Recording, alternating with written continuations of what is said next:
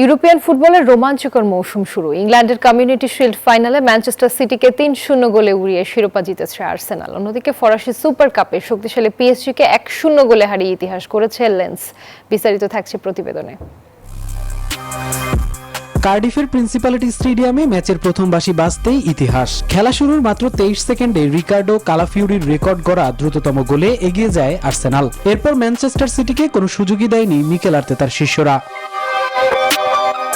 কাই Havertz ও অধিনায়ক Martin ওডেগার্ডের নিখুঁত ফিনিশিংয়ে ৩-০ ব্যবধানের বিশাল জয় নিশ্চিত করে গানাররা। গত ৩ মৌসুমের রানার্স আপ হতাশাকে পেছনে ফেলে নতুন মৌসুমের প্রথম ট্রফি নিজেদের করে নিল উত্তর লন্ডনের ক্লাবটি। পেপ গার্দিওলা পরবর্তী যুগে সিটির সূচনাটা হতাশাজনক হলেও আর্সেনাল জানান দিল এক নতুন সোনালী অধ্যায়ের।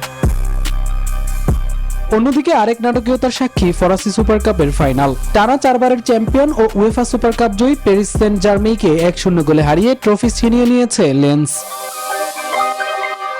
এস্তাদে বোল্লায়ের দেলেলিসে ৩২তম মিনিটে ফ্লোরিয়ান থাউভিনের গোলে এগিয়ে যায় লেন্স। বিরতির ঠিক আগে কিলিয়ান অ্যান্তোনিও লাল কার্ড দেখলে প্রায় ১ ঘন্টা ১০ জনের দলের বিরুদ্ধে খেলার সুযোগ পায় পিএসজি। তবে অফসাইডে ফেবিয়ান রুইজের গোল বাতিল এবং ম্যাচের শেষ দিকে নুনো মেন্দেস লাল কার্ড দেখলে ইউরোপিয়ান চ্যাম্পিয়নদের পরাজয় নিশ্চিত হয়। মামুনুর রহমান, নিউজ 24।